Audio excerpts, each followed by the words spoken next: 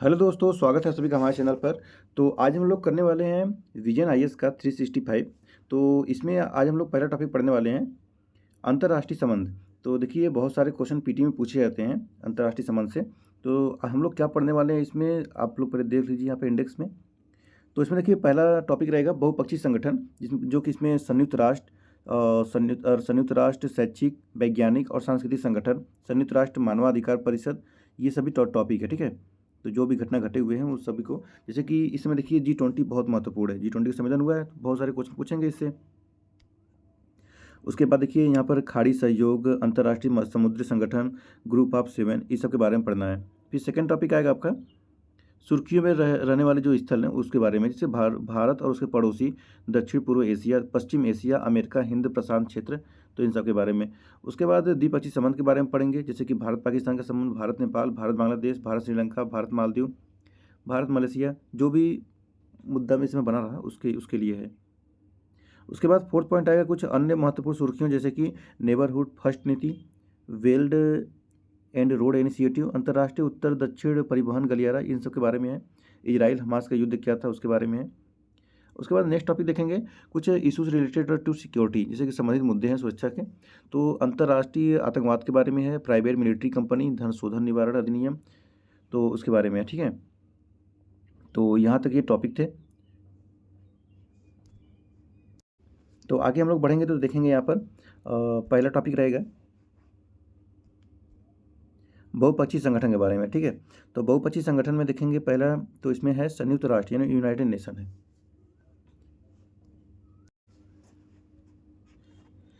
तो सुर्खियों में क्यों है ये, तो भारत ने ग्रुप ऑफ 7 यानी G7 की 49वीं बैठक के दौरान संघर्षों यानी कॉन्फ्लिक्टों को प्रभावी तरीके से रोकने की संयुक्त राष्ट्र यानी यूएन की क्षमता पर सवाल उठाया है। तो अब जाना जरूरी है कि सवाल उठाया तो क्या है इसके बारे में। तो पहले तो संयुक्त राष्ट्र के बारे में जानिए कि इसका मुख्यालय है न्यूयॉर्क यूएसए में, और इसकी स्थापना हुई थी 1945 में की गई थी। संयुक्त राष्ट्र के बारे में है तो यह एक अंतर्राष्ट्रीय संगठन है और इसका प्रमुख कार्य विश्व में शांति और सुरक्षा बनाए रखना है। तो यूएन क्या कार्य है, तो उसका शांति और सुरक्षा बनाए रखने का कार्य है। इसकी स्थापना 1945 में हुई थी और हेडक्वार्टर आपका न्यूयॉर्क यूएसए में है। इतना क्लियर है। कितने देश हैं, तो इसमें 193 देश है। भारत संयुक्त राष्ट्र का संस्थापक सदस्य है। संयुक्त राष्ट्र के प्रमुख अंग के बारे में देखिए, तो जैसे कि यहाँ पर है उसमें महासभा, सुरक्षा परिषद, अंतर्राष्ट्रीय न्यायालय, सचिवालय, न्याय परिषद यानी ट्रस्टीशिप काउंसिल और आर्थिक और सामाजिक परिषद। उसके बारे में इसका उद्देश्य देखेंगे तो इसके निम्नलिखित उद्देश्य, जैसे कि अंतर्राष्ट्रीय शांति और सुरक्षा को बनाए रखना, जो कि पहले हम लोग देखा था। उसके बाद मानवाधिकार की रक्षा करना और मानवीय सहायता करना, सतत विकास को बढ़ावा देना और अंतर्राष्ट्रीय कानून को बनाए रखना। तो ये उसके कार्य हैं, उद्देश्य हैं उसके। चलिए, तो अब देखिए इसके कुछ महत्वपूर्ण संधियों के बारे में यहाँ पर दिया गया है, जैसे कि मानवाधिकार यहाँ पर देखेंगे तो आर्थिक, सामाजिक और सांस्कृतिक अधिकारों पर अंतर्राष्ट्रीय पसंदीदा, जनसंहार के अपराध की रोकथाम और सजा का कन्वेंशन आदि। शरणार्थी के बारे में है तो शरणार्थी की स्थिति से संबंधित कन्वेंशन और शरणार्थियों की स्थिति से संबंधित प्रोटोकॉल आदि। दांडिक मामले में है अंतर्राष्ट्रीय आपराधिक न्यायालय के लिए रोम संविधि, अंतर्राष्ट्रीय आपराधिक न्यायालय के विशेषाधिकारों और उन्मुक्तियों पर समझौता, और तीसरा है संयुक्त राष्ट्र और संबद्ध कार्मिकों की सुरक्षा पर कन्वेंशन आदि। अब आतंकवाद में क्या इसका है संधियाँ, तो अंतर्राष्ट्रीय संगठित अपराध के खिलाफ संयुक्त राष्ट्र कन्वेंशन। दूसरा है व्यक्तियों, विशेष रूप से महिलाओं और बच्चों की तस्करी को रोकने, खत्म करने और दोषियों को दंडित करने के लिए प्रोटोकॉल। यह अंतर्राष्ट्रीय संगठित अपराध के खिलाफ संयुक्त राष्ट्र कन्वेंशन का पूरक है। नेक्स्ट है भूमि, समुद्र और वायु द्वारा प्रवासियों की तस्करी के खिलाफ प्रोटोकॉल। यह भी अंतर्राष्ट्रीय संगठित अपराध के खिलाफ संयुक्त राष्ट्र कन्वेंशन का पूरक है, इत्यादि। अब यहाँ पर देखें कुछ संबंधित सुर्खियाँ हैं, जैसे कि संयुक्त राष्ट्र चार्टर का अनुच्छेद 99। संयुक्त राष्ट्र महासचिव ने गाजा में जारी मानवीय संकट के प्रति संयुक्त राष्ट्र सुरक्षा परिषद को सचेत किया है। इसके लिए उन्होंने संयुक्त राष्ट्र चार्टर के अनुच्छेद 99 का इस्तेमाल किया है।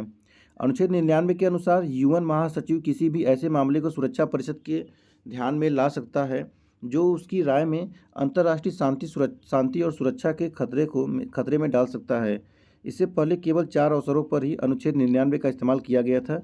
राष्ट्र चार्टर संयुक्त राष्ट्र का संस्थापक दस्तावेज है। इस पर 1945 में सैन फ्रांसिस्को में हस्ताक्षर किए गए थे। यह अंतर्राष्ट्रीय संबंधों के मुख्य सिद्धांतों को संहिताबद्ध करता है। इनमें देशों की संप्रभुता, समानता जैसे सिद्धांत भी शामिल हैं। अब नेक्स्ट टॉपिक है दूसरा, यूएन से संबंधित है, जैसे कि संयुक्त राष्ट्र शैक्षिक, वैज्ञानिक और सांस्कृतिक संगठन। तो देखेंगे तो संयुक्त राज्य अमेरिका 5 साल बाद फिर से आधिकारिक तौर पर यूनेस्को में शामिल हो गया है। साथ ही उसने यूनेस्को को लगभग $600 मिलियन से अधिक की बकाया राशि का भुगतान करने पर अपनी सहमति दे दी है। $600 मिलियन, ठीक है, बहुत ज़्यादा राशि है ये। अब यूनेस्को के बारे में देखिए तो इसका मुख्यालय पेरिस और फ्रांस में है। मतलब पेरिस के फ्रांस में पेरिस है ना, उसको समझ गए होंगे। स्थापना उद्देश्य देखिए तो इसका है, पहले 1945 में स्थापना हुआ था। उद्देश्य क्या था, तो यह संस्था संयुक्त राष्ट्र की एक विशेष एजेंसी है जिसमें कि शिक्षा, विज्ञान, संस्कृति, संचार और सूचना के क्षेत्र में अंतर्राष्ट्रीय सहयोग को बढ़ावा देकर शांति स्थापना में योगदान देती है। सदस्य देश कितने हैं, तो 194 सदस्य देश और 12 एसोसिएशन सदस्य हैं। इसकी संरचना देख लीजिए कैसे संरचना है। जनरल कॉन्फ्रेंस और कार्यकारी बोर्ड के निर्णयों को लागू करने के लिए महानिदेशक की अध्यक्षता में एक सचिवालय की स्थापना की गई है। यूनेस्को से संबंधित पुरस्कार, तो सांस्कृतिक विरासत संरक्षण कार्यक्रम के लिए यूनेस्को का एशिया प्रशांत पुरस्कार निजी व्यक्तियों और संगठनों दोनों को प्रदान किया जाता है। शांति को बढ़ावा देने के लिए यूनेस्को फेलिक्स हाउफोएट बोइग्री शांति पुरस्कार यानी जीवित सक्रिय व्यक्तियों और संस्थाओं को प्रदान किया जाता है। अन्य प्रमुख तथ्य हैं जैसे कि यह संयुक्त राष्ट्र सतत विकास समूह UNSDG का भी सदस्य है। यूनेस्को के 3 सदस्य देश संयुक्त राष्ट्र के सदस्य नहीं हैं, कुक आइलैंड्स, नियू और फिलिस्तीन। संयुक्त राष्ट्र के 2 सदस्य देश यूनेस्को के सदस्य नहीं हैं, इजराइल और लिंकटेस्टीन। ठीक है, तो देख लीजिए यूनेस्को के 3 देश संयुक्त राष्ट्र सदस्य नहीं है। कौन कौन है, कुक आइलैंड, नियू और फिलिस्तीन, और इजराइल और लिंकटेस्टीन भी नहीं है। ठीक है, यहाँ पर देखेंगे तो यूनेस्को की मुख्य उपलब्धियाँ। यूनेस्को द्वारा 168 देशों के 1199 विश्व धरोहर स्थलों के संरक्षण का कार्य किया जाता है। साथ ही यूनेस्को द्वारा नामित स्थलों का कुल क्षेत्रफल लगभग 10 मिलियन वर्ग किलोमीटर है। अमूर्त विरासत कन्वेंशन के पक्षकार देशों की संख्या 177 है। यह मानव जाति की असंख्य सांस्कृतिक विरासतों को विलुप्त होने से बचाने में मदद कर रहा है। यूनेस्को की सभी के लिए शिक्षा पहल ने वैश्विक शिक्षा की उल्लेखनीय प्रगति में बहुत योगदान दिया है। यूनेस्को द्वारा मीडिया विकास संकेतक यानी MDI विकसित किए गए हैं। ये संकेतक मीडिया की स्थिति का आकलन करने के लिए एक फ्रेमवर्क प्रदान करते हैं। विश्व धरोहर समिति द्वारा खतरे में पड़ी विश्व धरोहर की एक अलग सूची बनाई जाती है और उन्हें बचाने पर विशेष ध्यान दिया जाता है। ज्ञातव्य है कि 2023 तक के आंकड़ों के अनुसार इसमें 55 स्थल हैं।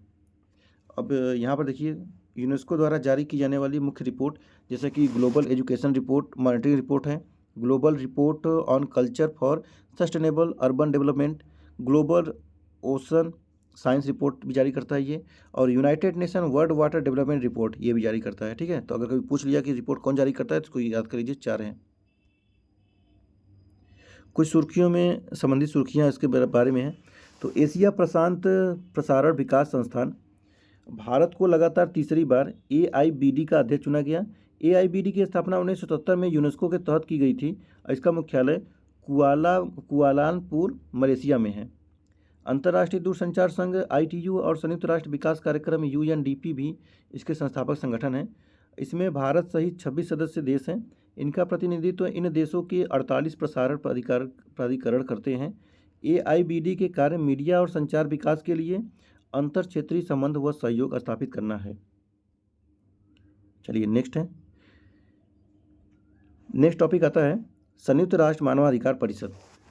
इसको बोलते हैं United nation human right council UNHRC। तो देखिए सुर्खियों में क्यों है ये, एक मिनट। संयुक्त राष्ट्र महासभा ने मानवाधिकार परिषद के लिए 15 नए सदस्य देशों का चुनाव किया है।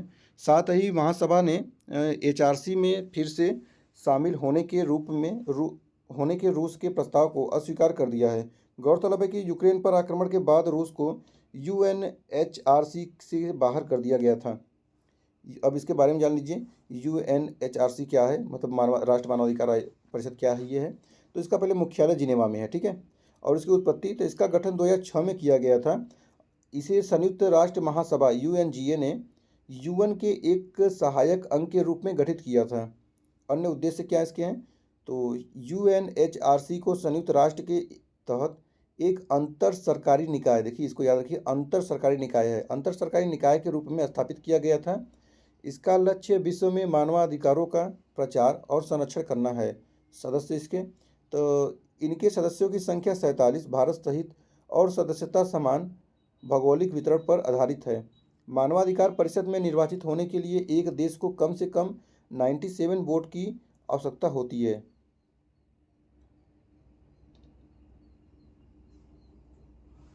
कार्यकाल इसके हैं तो 3 साल की अवधि के लिए होती है। लगातार 2 कार्यकाल के बाद सदस्य तत्काल पुनः चुनाव के लिए पात्र नहीं होता, मतलब 2 बार अगर कोई रह चुका है तो तीसरा बार नहीं होगा, ठीक है। इसके संस्थागत संरचना, तो ब्यूरो, इसमें एक अध्यक्ष और 4 उपाध्यक्ष है, मतलब 1 और 4, ठीक है। ये 5 क्षेत्रीय समूहों में से प्रत्येक प्रतिनिधित्व करते हैं। यह परिषद के प्रक्रियात्मक और संगठनात्मक नेतृत्व के लिए जिम्मेदार है। सचिवालय इसका, तो मानवाधिकार उच्चायुक्त कार्यालय के कर्मचारी सचिवालय के अंग के रूप में कार्य करते हैं। अन्य मुख्य जानकारी देख लीजिए इसके बारे में, तो यह परिषद अंतर्राष्ट्रीय जांच आयोग और तथ्यों की खोज करने वाले मिशनों की स्थापना करता है। यूएनएचआरसी ने संगठन की प्रक्रियाओं और तंत्रों को स्थापित करने के लिए 2007 में एक इंस्टीट्यूशन बिल्डिंग पैकेज को अपनाया था। परिषद द्वारा लिए गए निर्णय कानूनी रूप से बाध्यकारी नहीं होते हैं। अब आगे देखिए मानवाधिकार संबंधी कुछ सुर्खियां, जैसे कि मानवाधिकारों की सार्वभौमिक घोषणा पत्र। वर्ष 2023 में मानवाधिकारों की सार्वभौमिक घोषणा पत्र की 75वीं वर्षगांठ मनाई गई। कब मनाई गई थी, तो 2023 में, यानी 2024 में 76वां होगा। मानवाधिकार 75 साल पहल शुरू की गई। इसके 3 मुख्य लक्ष्य सार्वभौमिकता, प्रगति और जुड़ाव पर केंद्रित है। यूडीएचआर के बारे में देख लीजिए, तो संयुक्त राष्ट्र महासभा ने मानवाधिकारों की सार्वभौमिक घोषणा पत्र को 10 दिसंबर 1948 को अनुमोदित किया था। यूडीएचआर की मुख्य विशेषताएं क्या हैं? इस घोषणा पत्र के अनुसार मानव अधिकार सार्वभौमिक है। इसमें आशय है कि अधिकार सभी लोगों को प्राप्त है, चाहे वे कोई भी हो या जहां भी रहते हो। यूडीएचआर निम्नलिखित अंतर्राष्ट्रीय प्रसंविधाओं के साथ मिलकर मानवाधिकारों के अंतर्राष्ट्रीय अधिकार पत्र का निर्माण करते हैं। नागरिक और राजनीतिक अधिकारों पर अंतर्राष्ट्रीय प्रसंविधा तथा आर्थिक, सामाजिक और सांस्कृतिक अधिकारों पर अंतर्राष्ट्रीय प्रसंविधा। उसके बाद है, हालांकि यह कानूनी रूप से बाध्यकारी संधि नहीं है, किंतु इसके सिद्धांत कानूनी रूप से बाध्यकारी अंतर्राष्ट्रीय समझौतों में शामिल किए गए हैं। भारत और यूडीएचआर है, तो भारत यूडीएचआर का हस्ताक्षर करता था। भारत का यूडीएचआर में कई विषयों पर योगदान रहा है, जैसे महिलाओं के अधिकार, गैर भेदभाव, आवाजाही की स्वतंत्रता, काम करने का अधिकार, धर्मनिरपेक्षता आदि। यहाँ पर देख लीजिए सभी, एक मिनट ऊपर है, घोषणा पत्र के तहत प्रदान किए गए कुछ अधिकार, जैसे कि सभी मनुष्य गरिमा और अधिकारों के मामले में जन्म से स्वतंत्र एवं समान है। और फिर उसके बाद दूसरा देखेंगे, तो किसी को भी दासता या पराधीनता में नहीं रखा जा सकता है, किसी को भी प्रताड़ित नहीं किया जा सकता है, कानून के समक्ष सभी लोग समान रहेंगे और किसी भी व्यक्ति को मनमाने तरीके से गिरफ्तार, कैद या निर्वासित नहीं किया जा सकता है। सभी व्यक्तियों को आर्थिक, सामाजिक और सांस्कृतिक अधिकार प्रदान किए गए हैं, जैसे सामाजिक सुरक्षा, स्वास्थ्य तथा उचित आवास का अधिकार। किसी की निजता में मनमाने तरीके से हस्तक्षेप नहीं किया जा सकता है। चलिए नेक्स्ट देखेंगे, तो नेक्स्ट आपका आ जाएगा संयुक्त राष्ट्र से संबंधित अन्य महत्वपूर्ण घटनाक्रम। तो संयुक्त राष्ट्र शांति स्थापना, हाल ही में संयुक्त राष्ट्र शांति स्थापना की शुरुआत 75वीं वर्षगांठ मनाई गई। वर्ष 2022 में शहीद हुए शांति सैनिकों को मरणोपरांत डैग हैमरस्कॉल्ड मेडल से सम्मानित करने के लिए एक समारोह आयोजित किया गया था। संयुक्त राष्ट्र शांति स्थापना के बारे में तो उत्पत्ति से इसे औपचारिक रूप से 1992 में शांति स्थापना अभियान विभाग डीपीओ के रूप में स्थापित किया गया था। डीपीओ की शुरुआत 1948 से मानी जाती है, जब संयुक्त राष्ट्र ने पहली बार 2 पीस ऑपरेशन शुरू किए थे। ये ऑपरेशन थे यूनाइटेड नेशन टूस सुपरविजन ऑर्गेनाइजेशन और भारत पाकिस्तान में United nation military observe group. 1980 के दशक के अंत तक शांति स्थापना अभियानों का संचालन संयुक्त राष्ट्र के विशेष राजनीतिक मामलों के कार्यालय के जरिए होता था। डीपीओ के बारे में यह अंतर्राष्ट्रीय शांति और सुरक्षा को बनाए रखने के प्रयासों में सदस्य देशों तथा महासचिव की सहायता करता है। कार्य यह दुनिया भर में संयुक्त राष्ट्र के शांति स्थापना अभियानों को राजनीतिक और कार्यकारी दिशा निर्देश प्रदान करता है। साथ ही यह सुरक्षा परिषद, शांति रक्षक सेना और वित्तीय योगदानकर्ताओं के साथ संपर्क बनाए रखता है। अन्य प्रमुख तथ्य, इसके 3 प्रमुख कार्यालय हैं: कानून का शासन और सुरक्षा संस्थानों का कार्यालय, सैन्य मामलों का कार्यालय और नीति मूल्यांकन और प्रशिक्षण प्रभाग डीपीईटी। इसके बारे में यहाँ पे देखिए कि संयुक्त राष्ट्र शांति स्थापना भारत का योगदान। तो वर्तमान में भारत 5वां सबसे बड़ा सैनिक योगदानकर्ता देश है। कितना नंबर पे? तो 5वां। भारत ने 13 सक्रिय संयुक्त राष्ट्र शांति स्थापना मिशनों में से 8 में 5323 कर्मियों के जरिए अपना योगदान दिया है। 5323 कर्मी। भारत लैंगिक शोषण और दुर्व्यवहार पर ट्रस्ट फंड में योगदान देने वाला पहला देश था। इसे 2016 में स्थापित किया गया था। 2007 में भारत संयुक्त राष्ट्र शांति स्थापना मिशन में एक पूर्ण महिला टुकड़ी तैनात करने वाला पहला देश बन गया था। अफगानिस्तान में तैनात जम्मू कश्मीर पुलिस की भारतीय पुलिस अधिकारी शक्ति देवी को अंतर्राष्ट्रीय महिला पुलिस शांति सुरक्षा पुरस्कार से सम्मानित किया गया था। चलिए दूसरा टॉपिक देखिए, एशिया और प्रशांत के लिए संयुक्त राष्ट्र आर्थिक एवं सामाजिक आयोग। तो इसका शॉर्ट में नाम है UNESCAP ने सतत वित्त एशिया और प्रशांत क्षेत्र में अंतराल को कम करना शीर्षक से रिपोर्ट जारी की है। UNESCAP यानी कि एशिया और प्रशांत के लिए संयुक्त राष्ट्र आर्थिक एवं सामाजिक आयोग के बारे में उत्पत्ति कैसे हुई है। तो आयोग उत्पत्ति देखिए इसका। आयोग की स्थापना आर्थिक एवं सामाजिक परिषद ने 1947 में एशिया और सुदूर पूर्व के लिए संयुक्त राष्ट्र आर्थिक आयोग के रूप में की थी। वर्ष 1974 में इसे UNESCAP के रूप में नामित किया गया था। मुख्यालय इसका बैंकॉक, थाईलैंड, और यह संयुक्त राष्ट्र के 5 क्षेत्रीय आयोगों में से एक है। कार्य UNESCAP इस क्षेत्र में समावेशी एवं सतत विकास का समर्थन करता है। इसके लिए यह कार्रवाई केंद्रित ज्ञान निर्मित करता है, राष्ट्रीय विकास लक्ष्यों व क्षेत्रीय समझौतों के समर्थन में तकनीकी सहायता तथा क्षमता निर्माण सेवाएं प्रदान करता है। सदस्य भारत सहित 53 सदस्य देश और 9 एसोसिएशन सदस्य हैं। रिपोर्ट तो SDG प्रगति आकलन रिपोर्ट, एशिया प्रशांत आपदा रिपोर्ट आदि। यहाँ पर देख लीजिए कुछ शॉर्ट में जो ये बहुत महत्वपूर्ण होते हैं, जैसे कि संयुक्त राष्ट्र के 5 क्षेत्रीय आयोग। तो अफ्रीका के लिए आर्थिक आयोग और लैटिन अमेरिका और कैरेबियन के लिए आर्थिक आयोग, एशिया और एवं प्रशांत के लिए आर्थिक सामाजिक आयोग, उसके बाद पश्चिमी एशिया के लिए आर्थिक और सामाजिक आयोग और यूरोप के लिए आर्थिक आयोग। नेक्स्ट है अंतर्राष्ट्रीय व्यापार कानून पर संयुक्त राष्ट्र आयोग। तो भारत ने प्रथम UNCITRAL दक्षिण एशिया सम्मेलन का आयोजन किया।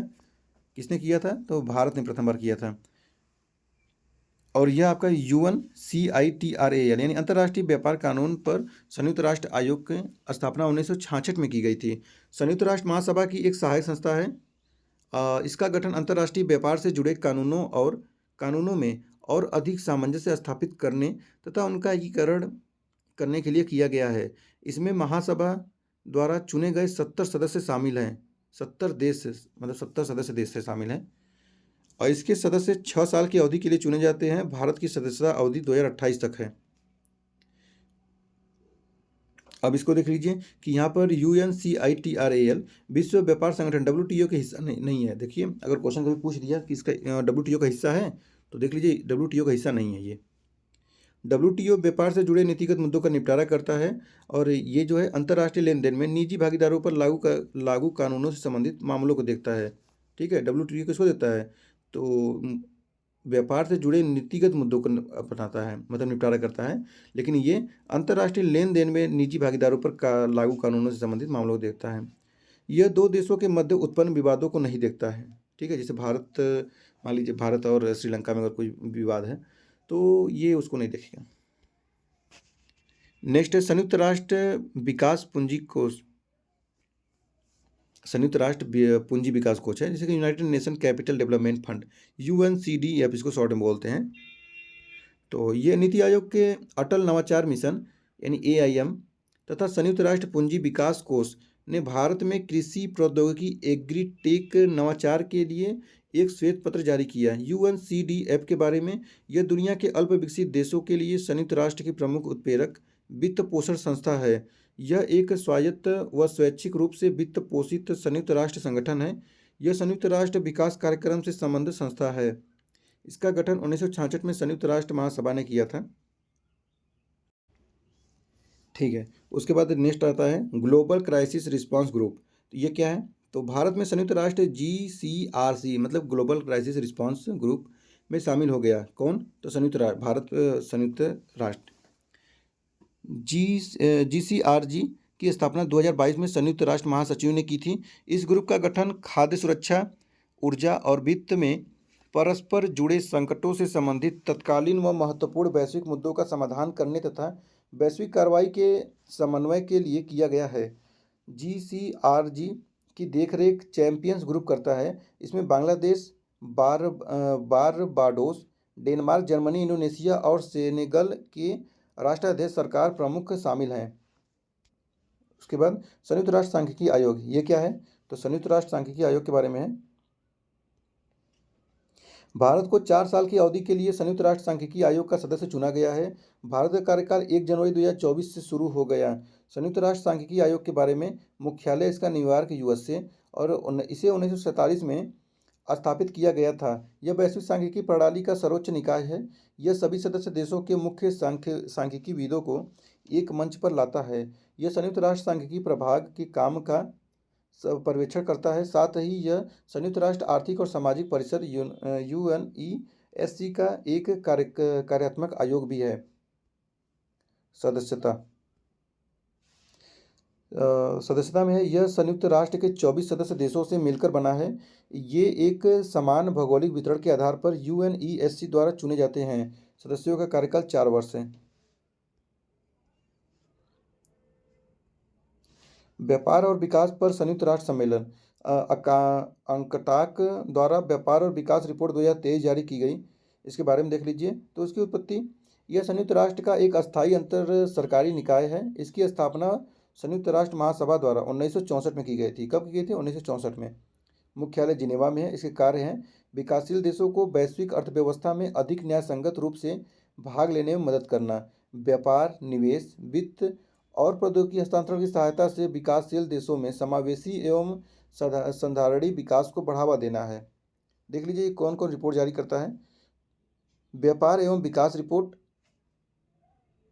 विश्व निवेश report, the list development countries report, economic development in Africa report, digital economic report और टेक्नोलॉजी एंड इनोवेशन रिपोर्ट। देखिए कितने हैं? 1 2 3 4 5 6 रिपोर्ट हैं, 336।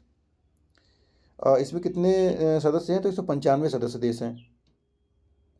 नेक्स्ट टॉपिक है खाद्य और कृषि संगठन यानी FAO इसको बोलते हैं, food and agriculture organization. FAO ने फूड आउटलुक रिपोर्ट जारी की है। इसमें दुनिया के प्रमुख मूलभूत खाद्य पदार्थों के उत्पादन, व्यापार, उपयोग और भंडार के स्तरों के पूर्वानुमानों पर चर्चा की गई है। यह एक छमाही रिपोर्ट है। ठीक है, कितना है? छमाही, मतलब एक साल में 2 बार आता है। अब FAO के बारे में जानिए। तो उत्पत्ति 1945 में स्थापित किया गया संयुक्त राष्ट्र की एक विशेष एजेंसी है। ये भुखमरी को समाप्त करने के लिए अंतर्राष्ट्रीय प्रयासों का नेतृत्व करती है। मुख्यालय इसका इटली के रोम में है। 194 सदस्य हैं, भारत सहित। यूरोपीय संघ भी इसमें है। लक्ष्य इसका क्या है? तो भुखमरी, खाद्य असुरक्षा और कुपोषण का उन्मूलन करना, निर्धनता का उन्मूलन करना, सभी के लिए आर्थिक और सामाजिक प्रगति का बढ़ावा देना तथा भूमि, जलवायु और आनुवांशिक संसाधनों सहित प्राकृतिक संसाधनों का सतत प्रबंधन व उपयोग सुनिश्चित करना। इसको आगे बढ़ने से पहले इसको देख लीजिए कि ये FAO की अन्य प्रमुख रिपोर्ट और इनिशिएटिव। तो विश्व में खाद्य सुरक्षा और पोषण की स्थिति के बारे में, खाद्य एवं कृषि की स्थिति, विश्व के वनों की स्थिति, हंगर मैप और अंतर्राष्ट्रीय खाद्य मानकों को लागू करने के लिए कोडेक्स एलिमेंटेरियस कमीशन या CSE बोलते हैं। कुछ अन्य महत्वपूर्ण जानकारी भी थी, जैसे कि यहाँ पर है विश्व खाद्य दिवस 16 अक्टूबर FAO की स्थापना वर्षगांठ के उपलक्ष्य में मनाया जाता है। कब? 16 अक्टूबर को। FAO विश्व खाद्य कार्यक्रम और अंतर्राष्ट्रीय कृषि विकास कोष के साथ मिलकर काम करना है। अंतर्राष्ट्रीय कॉफी संगठन, भारत में 5वें विश्व कॉफी सम्मेलन का उद्घाटन किया गया। ऐसा पहली बार है जब एक एशियाई कॉफ़ी उत्पादक देश में विश्व कॉफ़ी सम्मेलन का आयोजन किया जा रहा है। ICO के बारे में उत्पत्ति, इसे संयुक्त राष्ट्र के तत्वावधान में 1963 में स्थापित किया गया था। इसकी स्थापना 1962 में प्रथम अंतर्राष्ट्रीय कॉफ़ी समझौते की मंजूरी के बाद की गई थी। ICO वैश्विक कॉफ़ी उत्पादन में 93% और वैश्विक उपभोग में 63% हिस्सेदारी रखने वाले देशों का प्रतिनिधित्व करता है।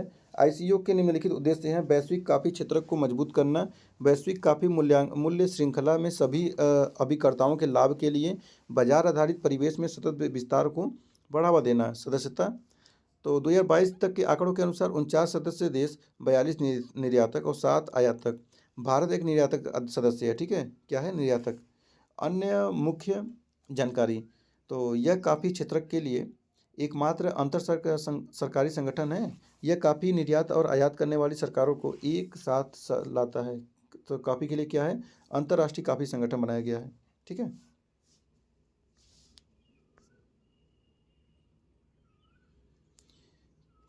नेक्स्ट है L69 समूह। मान लीजिए कभी पूछ दिए कि सुर्खियों में रहा L69 समूह क्या है, तो इसके बारे में देख लीजिए। भारत द्वारा आयोजित एक बैठक में L69 समूह ने संयुक्त राष्ट्र सुरक्षा परिषद UNSC में सुधार की मांग की है। L69 एक सुधार समर्थक समूह है। इसमें अफ्रीका, लैटिन अमेरिका और कैरेबियन, एशिया तथा प्रशांत क्षेत्र के विकासशील देश शामिल हैं। इस समूह के देश UNSC में व्यापक सुधार करने और बहुपक्षवाद को मजबूत करने के साझा के हित से एकजुट हुए हैं। इस समूह में भारत एक नेतृत्वकर्ता देश है, भारत नेतृत्व कर रहा है, ठीक है। तो पूछ भी सकता है। तो चलिए ठीक है, देखिए अब ये दूसरा टॉपिक क्या आएगा, तो दूसरा टॉपिक आएगा आपका G20 के बारे में। तो इसको नेक्स्ट वीडियो में किया जाएगा, ठीक है। थोड़ा सा हम लोग छोटे छोटे वीडियो बना रहे हैं ताकि आपको ज़्यादा भी बहुत बड़ा न लगने लगे। तो छोटे छोटे में इसको कवर करते चलिए। हमारी तैयारी तो हो रही है, आप भी तैयारी करते रहिए। चलिए, और फिर मिलते हैं नेक्स्ट वीडियो में। वीडियो अच्छा लगा तो वीडियो को लाइक सब्सक्राइब कर लीजिएगा और हो सके तो अपने दोस्तों में शेयर करिएगा। फिर मिलते हैं नेक्स्ट वीडियो में। आप सभी का बहुत बहुत धन्यवाद।